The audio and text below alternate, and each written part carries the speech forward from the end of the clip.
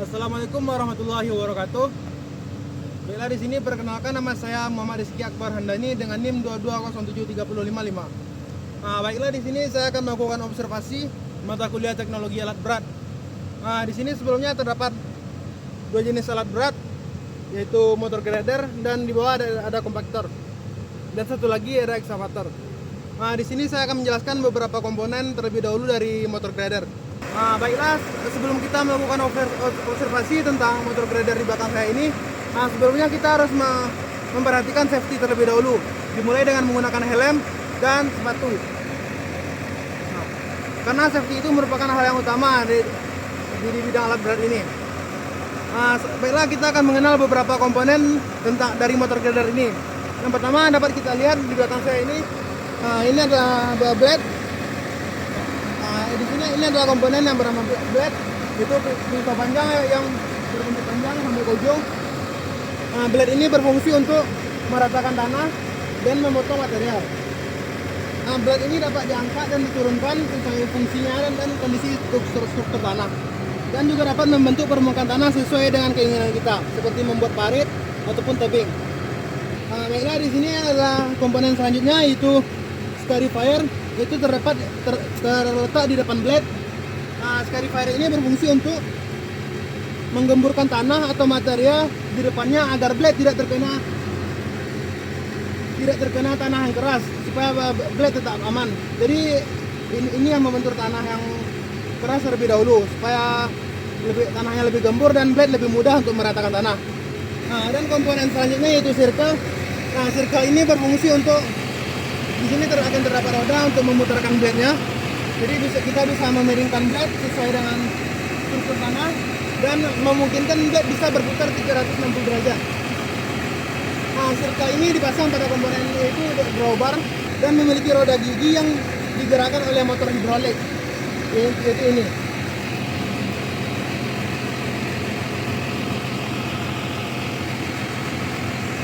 Selanjutnya ini adalah moldboard, penopang dan pengatur arah gerakan blade, yaitu ini. Moldboard ini digerakkan oleh circle yang berada di dalam ini dengan secara hidrolik, dan moldboard ini yang langsung terhubung dengan blade untuk memiringkan blade. Ini terdapat kerangka utama yang membentuk struktur dari motor grader. Komponen selanjutnya yaitu ripper. Biasanya bagian ini terletak di belakang unit. Ripper ini berfungsi untuk menghancurkan material yang lebih keras seperti batu dan lapisan tanah keras yang tidak bisa ditembus oleh scarifier. Baiklah, itulah penjelasan saya tentang beberapa komponen dari motor grader di belakang saya ini. Berarti dapat saya simpulkan kalau beberapa komponennya terdiri dari blade, yaitu berbentuk seperti pisau panjang yang berfungsi untuk meratakan tanah, dan komponen selanjutnya yaitu scarifier, yang komponen yang terletak posisinya di depan blade, yang itu komponen tersebut untuk menggemburkan tanah supaya tanah yang cukup lumayan keras tidak langsung menghantam blade. Dan selanjutnya komponen yang berada di belakang unit itu ripper yang di belakang saya ini, yang komponen ini berfungsi untuk menghancurkan batu-batu yang keras apabila tidak cukup kuat yang dihancurkan oleh scarifier bagian depannya. Dan juga terdapat moldboard, drawbar. Itu adalah komponen untuk penopang dari blade tersebut. Selanjutnya adalah circle. Circle itu bisa berputar 360 derajat. Circle itu digerakkan oleh motor hidrolik juga. Di sana juga terdapat pompanya. Motor hidrolik yang menggerakkan circle tersebut lah yang bisa memiringkan blade tadi. Dan blade tadi juga bisa posisinya bisa diubah-ubah, juga bisa dimiringkan sesuai dengan kemauan kita. Baiklah, di sini saya akan langsung lanjut ke alat yang kedua. Itu di belakang saya terdapat alat berat, yaitu kompaktor. Di sini saya akan menjelaskan beberapa komponen utamanya.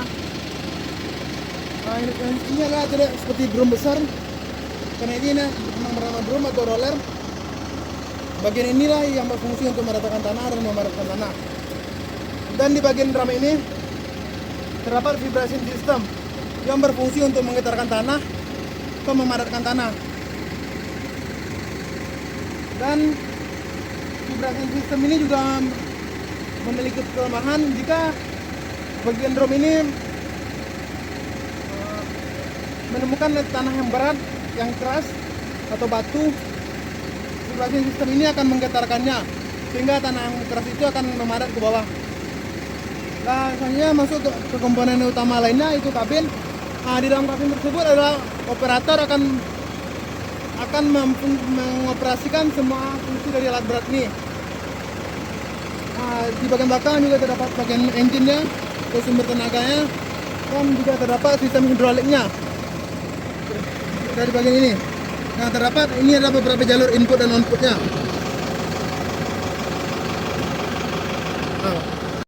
Di sini terdapat salah satu alat berat yang lainnya, yaitu rigid dump truck. Ini kan menuju ke area tambangnya. Nah, sebelumnya mobil ini terlihat mengangkut koral atau krekel untuk menimbun jalan supaya tanah jalannya lebih keras dan tidak licin.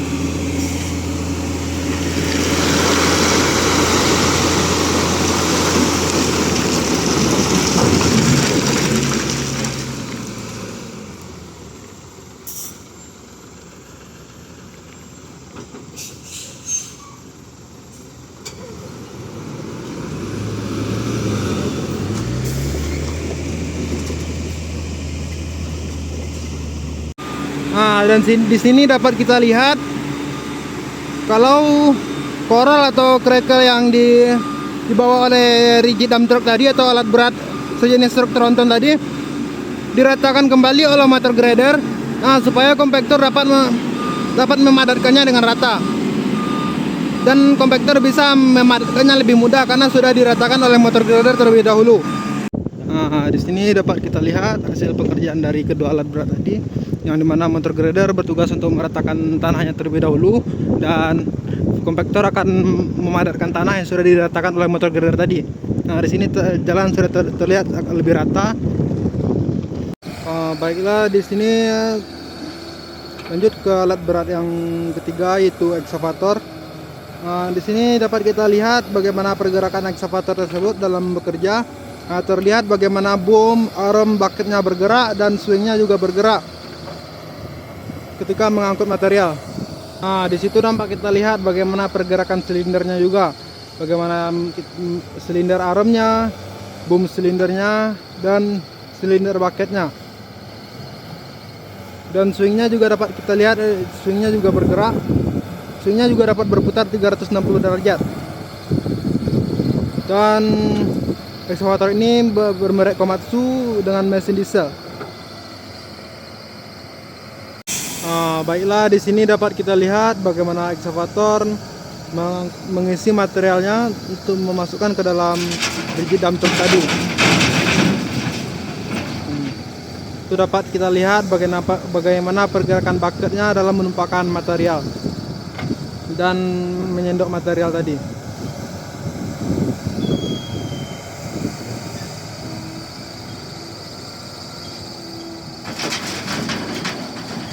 Yang andal yang sebelah kanan kau untuk naik naik bucket. Untuk berarti yang sebelah kanan untuk menggerakkan bucket.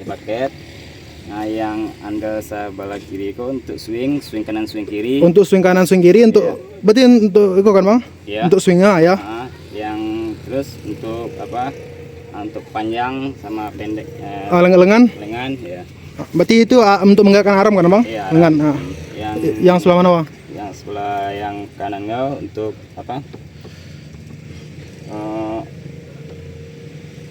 lipat bucket. Kalau yang andal yang tos yang depan ini untuk maju mundur. Oh, berarti itu untuk travelnya Bang, Iya. untuk menggerakkan. Berarti berdasarkan penjelasan Abang tadi kan dapat saya simpulkan kalau yang stick sebelah kanan itu untuk menggerakkan bucket sama ngelipat bucket sama arm kan Bang? ya aram yang Ah. panjang aram. Iya, berarti untuk sebelah kanan dan Iya. ini sebelah kiri ini Untuk swing sama swing sama apa? Sama apa? Panjang aram sama. oh oke bang. Ah. Jadi fungsinya sama.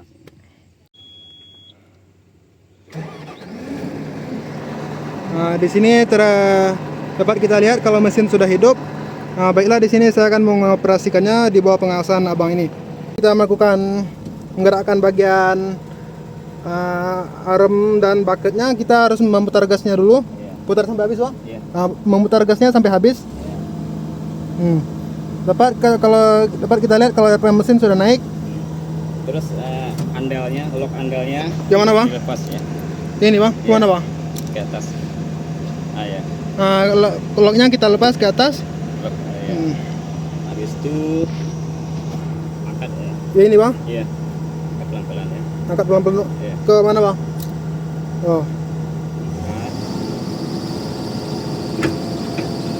Nah, di sini dapat kita lihat kalau bagian lengannya sudah naik ke atas, itu bagian armnya. Kalau kanan-kanan. Kalau kita menggerakkan ke sebelah ini, melipat bucket. nah, kalau kita menggerakkan ke kiri dan ke kanan, ini berfungsi untuk melipat bucket. Ya, kalau ke apa Ke arah sebaliknya di sini untuk membuka bucket. ya, Nah, stick yang selanjutnya bang. yang stick ini untuk apa? Untuk aram Nah, yang stick yang sebelah ini untuk arm sama untuk swing. dan untuk swing. Ya, swing kan kalau ke kanan. Nah, kalau untuk menggerakkan swing kita mengarahkannya ke arah kanan. Ya, kalau swing kanan. Nah, dapat kita lihat kalau alat ini sudah bergerak ke arah kanan Ke kiri. dan kalau kita Swing kiri. mengarahkan ini ke kiri maka dia akan swing ke kiri. Nah, dapat kita lihat kalau semuanya bergerak. Ya, terus untuk aram. Gimana bang? Ke depan dan belakang bang. Baik. Nah, dapat kita lihat kalau bagian lengannya sudah memanjang. Nah, dan apabila kita ke belakang, nah, Terus yang tetap gimana bang? swing. Ini bang? Yang ke apa? Oh itu. Swing. Bentar. Pelan-pelan ya, bentar. Pelan aja bang. Lagi. Lagi. Terus. Oke bang. Pelan aja bang. Terus lagi.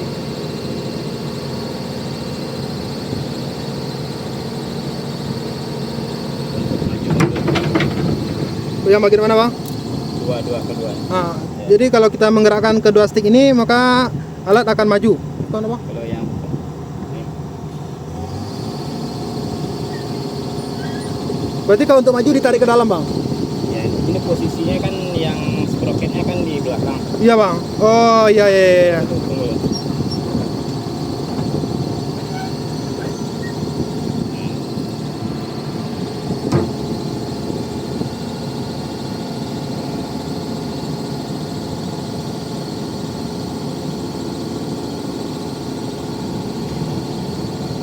Depan maju.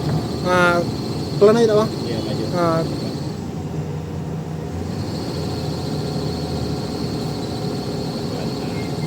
dapat kita lihat kalau bagian travelnya maju ke depan.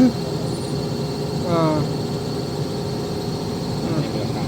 dan kalau kita tarik keduanya ke belakang maka dia akan mundur. Iya.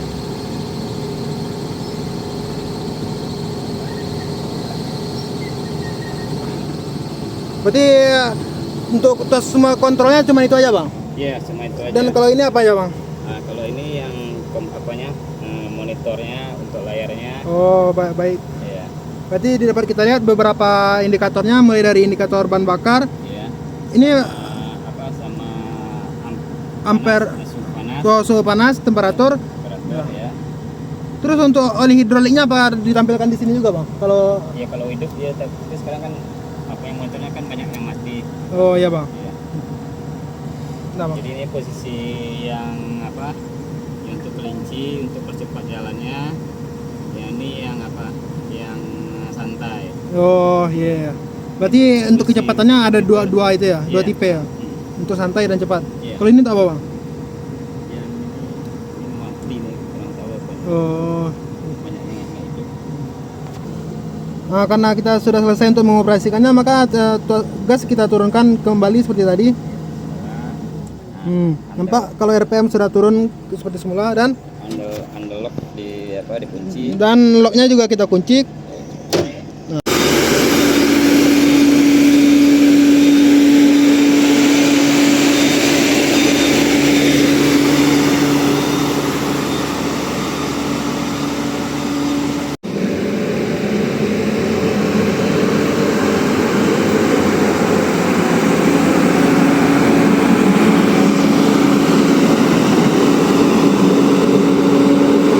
Baiklah, di sini saya akan melakukan wawancara dengan operator ekskavatornya.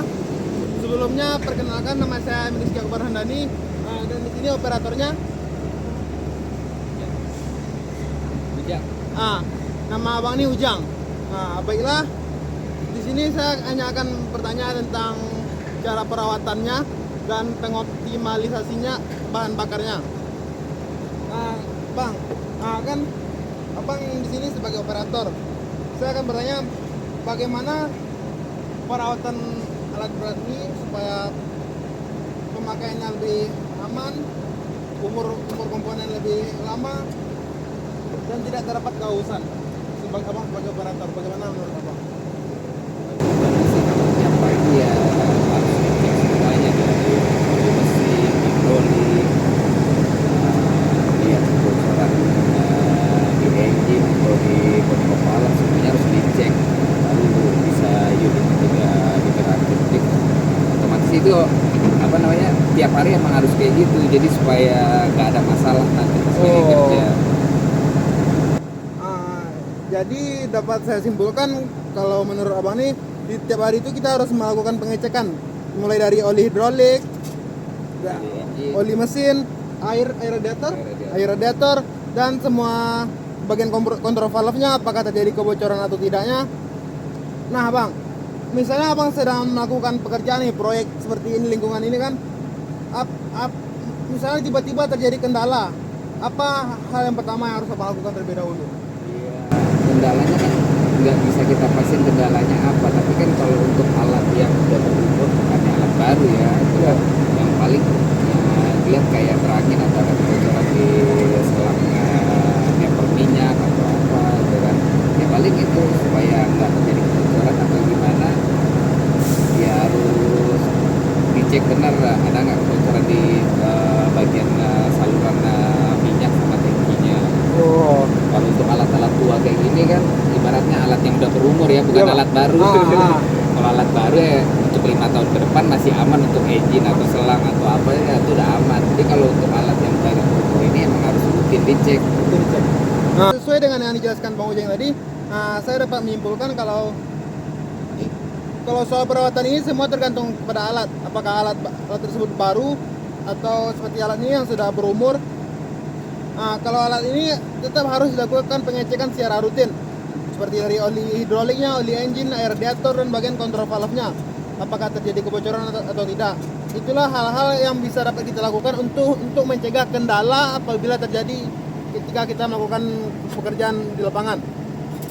Nah bang, kan bahan bakar ekskavator ini terkenal cukup boros ya bang. Iya. Apakah bang ada solusinya? Apakah bisa mengoptimalkan bahan bakar tersebut? Apakah mulai dari penyetelan engine atau penyetelan pada sistem hidroliknya? Apakah bisa? Bisanya bisa, nanti di fill pump. Di Fill pump. full pump. Oh, Bisa di setel agak irit sedikit, tapi ya efek sampingnya ya ke tenaga, kelincahan gitu. Karena dia di tekanan minyaknya dikurangin, otomatis tuh berpengaruh pada tenaga ibaratnya akselerasi pada alat. Baiklah, kan sesuai dijelasin Bang Ujang tadi kan bisa dioptimalkan, tapi ada pengaruhnya, seperti mulai dari pengaruh tenaga dan kelincahan alat tersebut. Jadi berarti bisa, tapi tidak disarankan ya bang? Gimana? Ya lebih bagus nggak di apa, karena kebutuhannya udah diporsi gitu kan. Oh iya. Kalau kita setel balik ya jadi dia harus menyesuaikan dengan tekanan minyak yang nyampe. Nah, itulah hasil dari wawancara saya yang mengenai sistem perawatannya, apa saja kendala yang terjadi, apakah bisa dioptimalkan atau tidaknya, semuanya sudah terjawab. Nah, sebelumnya terima kasih Bang.